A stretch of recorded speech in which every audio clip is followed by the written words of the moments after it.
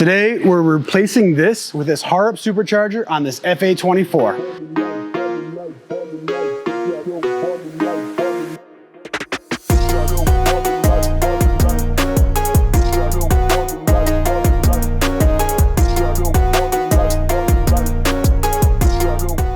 So in one of our previous videos, we actually did an unboxing of this Harrop Supercharger. Luis donated his car, dropped it off, and we did the install.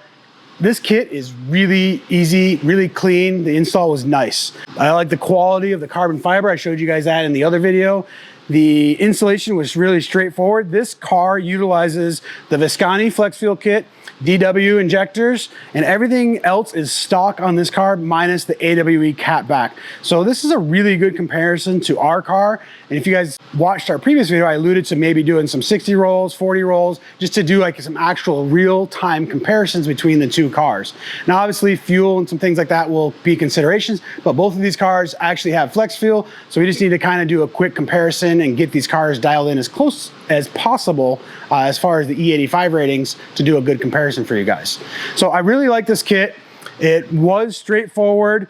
The installation was super easy. He left it with us to let us take our time on it. It is our first installation on the second gen car on this Harrop kit. So we wanted to kind of go through things, take our time with it.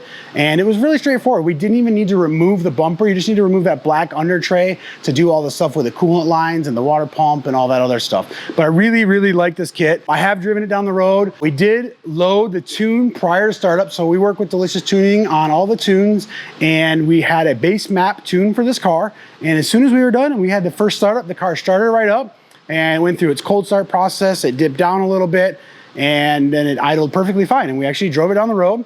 It was fully functional. We heat cycled this car a couple times. And during the process of that and actually getting your supercharger, you're gonna go through many revisions on the actual tune itself.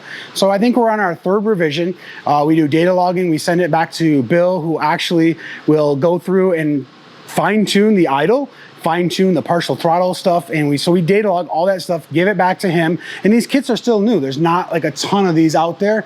And we just want everything to be right for you guys, as we did with the other kits that we've installed here, to get these things dialed in, very streetable, and to make good power. But our first goal is not to actually make power, it's just to make this car streetable. So today, we're gonna go for a ride again in it. It's on its third revision, so I'm gonna actually be able to feel some of the things with it. And all of our research and stuff that we're doing here is actually just gonna help you guys get a better base tune to begin with on these cars themselves. So again, this car is the Harrop Supercharger itself, the DW injectors, the flex fuel kit from Visconti. It has the OEM Cadillac converters in the manifold as well as the front pipe, and it has the AWE cap back. So this car is pretty straightforward. And again, I said it's very equal to like what our car actually is. So we actually both have the same exhaust. So real comparison, I mean, this is a Super BRZ, which is great. And ours is a GR86. I keep pointing up there because our car is just hanging out right here right now. We will put the AWE back on so we can actually compare the sound differences on both of these cars though. So I figured we might as well show you guys how we actually data log. So we're gonna do a cold start via the phone app. We'll show you guys how to do it via the laptop too. So Alex is running his phone. We're syncing to the Bluetooth right now. And basically, here's your data logging. Some tuners will ask for very specific requirements and stuff. It's in the note files with Delicious Tuning. And then actually the Visconti Flex Fuel Kit actually has a section in their paperwork too with different notes too. So start and you're good. Okay, we're gonna start it up. And you can see everything up here moving, and you're actually data logging it. So we're just kind of checking the start. It's kind of a warm start. The car is not ideally cold, but we're just kind of checking it out right now. And then you can hit this add a mark button if you have like a hiccup or anything like that. So most of you guys will probably be using it via the phone, but we're gonna watch it through the laptop also. So we're just waiting for this to kick down. You can see the tack over here is still kicking up at, 1500 or so. It'll automatically kick down on its own.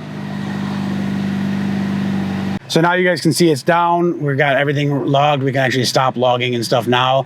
That was the actual, warm start, if you will. After you stop a log, you just go back, go to My Files. You go into Data Logs. You'll choose the newest file, which in our case would be this one. And then you can email it directly to your tuner, and they'll go ahead and send you a new file. All right, guys, we're going to show you how you data log through the through the USB through the OBD2 port. It plugs into the computer. Once it is, the computer will recognize, and Alex will kind of go over this part for you guys right here. So yeah, once you guys are all plugged in, you can actually open EcuTech. Your dongle ID should pop up under the icon. After you load a ROM, you'll want to go to recent ROMs. Pick the ROM that's actually on your car. It will pull up.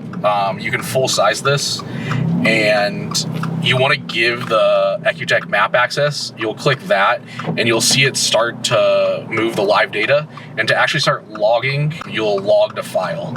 And of course, whoever you're using for your tuner, they'll tell you what to do on your logs, whether that's driving at under 3,000 RPMs or a third gear pull, but they'll let you know. So right now we're just kind of doing daily driving, data logging, getting all the resources. Just street driving it. I'm not giving it much throttle at all. I'm going to give it a little gas third gear once I get to a little straightaway here, just to kind of give it a little log. And you can mark it as well. It's fourth gear. So we're returning back to the shop. Gave it a couple good micro pulls, if you will, and a little bit of daily driving here.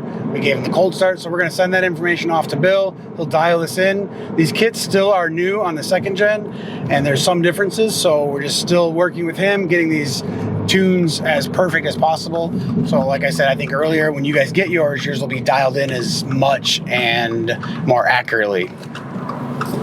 Obviously, there's compensations for different fuel types and for different climate and elevation changes, but a lot of the parameters will stay the same, how much fuel it demands on throttle, partial throttle, and all that stuff. And once you guys are done logging, you'll want to click log to file. I'm going to give it one more. This will turn red, and then to stop map access, you just click map access, and then when you're ready to send the file in, it will automatically go into your EcuTech file for logs that you can send in. So guys, my honest first impressions, we just got back from the drive. This thing's really smooth. It definitely pulls up top. We were just data logging, so this isn't even the final tune. We're on 91, so I'm quite impressed with it. The idle's good. Everything is really smooth and dialed in. Now, we learned a lot from the Sprintex kit. Bill at Delicious actually learned quite a bit. He had our car on the dyno for quite some time. He had it down there for about a month or so. I don't know how many actual pulls, but it was quite a bit. And so we learned a lot on how the FA24, how the new ECU is, how the new EcuTech software, what they released, what maps they actually, what tables they actually let us start accessing after that, because there's a lot of table denial and access and things like that that changed the way we tune these cars, the way he actually tunes these cars. So, this coming in straight off the install, so to speak. I think we're on revision 2 or 3, but it was really good. It felt really good. There's no issues. It was just kind of really constant and smooth all the way up, and came back down really smooth. So that's my first honest impressions of this car. I can't wait for the next video where I'm going to compare the Sprintex to this car, and we'll take them out. We'll try to get the fuel levels kind of in the same ethanol content. We're still on 91 here, so we're going to check where ours is, and we'll try to get them balanced out. Obviously, the other things are going to play into that, like suspension, tire, and just weight of cars and things like that. So I mean, they're the same car, but just we have more mods and stuff on ours. He might have his gutted, I don't know. I know he does do some autocrossing and some track, I think, with this car. He does have decent tire, decent rims. We are a lot more low than him. So we'll see. They're all variables in if the car actually hooks up and stuff like that. So stay tuned to the next video, and thank you guys. We appreciate you guys for watching, and see you guys on the next video. I know I just said that, but see ya.